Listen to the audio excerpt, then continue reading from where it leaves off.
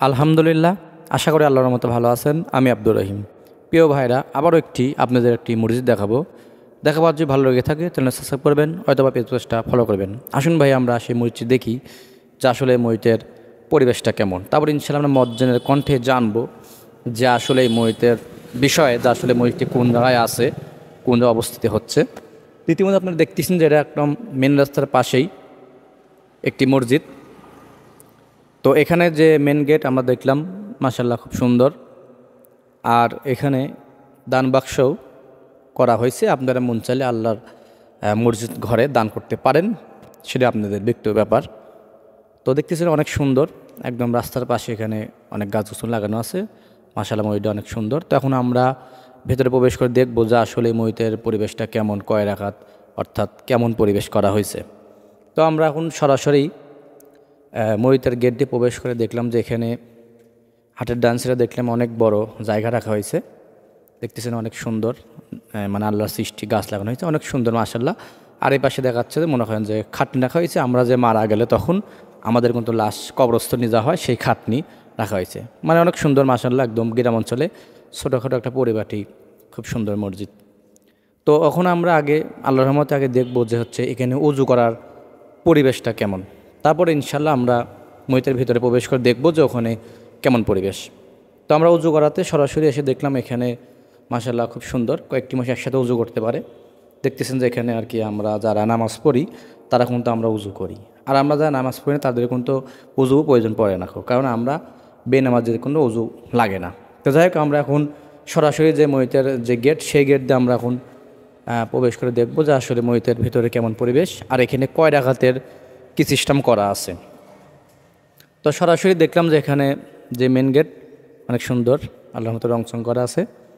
তো আমরা এখন বারান্দাতে প্রবেশ করে দেখলাম যে এখানে এই বারান্দাটা আপনার 3 কাতারভাবে তৈরি করা হয়েছে।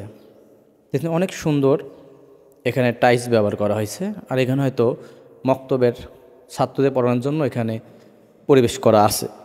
তো দেখতেছেন যে মাশাআল্লাহ বারান্দাও মাশাআল্লাহ খুব সুন্দর রংচং করা, অথবা মানে ছাত্র পড়ায় হয়তো, মাশাআল্লাহ খুব সুন্দর। তো এখন আমরা আল্লাহর রহমতে এই গেট দিয়ে প্রবেশ করে দেখবো যে এখানে ভিতরে মেহরাবটা কেমন তৈরি করা হয়েছে, কেমন পরিবেশ। তো আমরা সরাসরি দেখাচ্ছি আল্লাহর রহমতে মসজিদে প্রবেশ করে দেখলাম যে মেহরাবটা অনেক সুন্দর মাশাআল্লাহ, টাইলস দিয়ে, একদম সাদা টাইলস দিয়ে আর কি এই মেহরাবটা তৈরি করা হয়েছে। এখানে কাঠের দেখাচ্ছে মেহরাব ওই নাই, এখানে টাইলস দিয়েই তৈরি করা হয়েছে, মাশাআল্লাহ অনেক সুন্দর।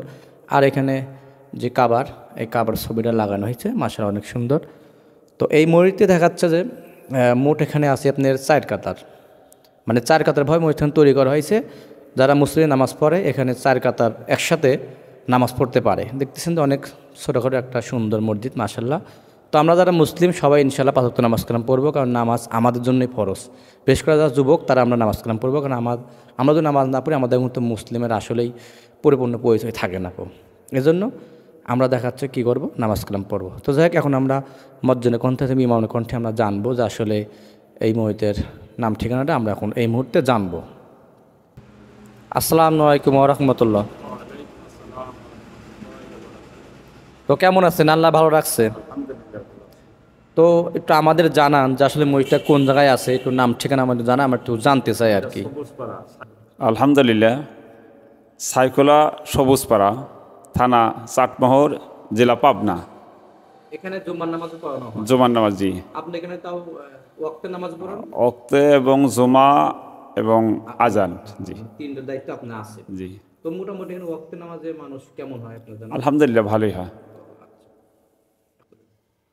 আলহামদুলিল্লাহ, আপনারা সকলে নামাজ পড়বেন। আসসালামু আলাইকুম ওয়া রাহমাতুল্লাহি ওয়া বারাকাতুহু।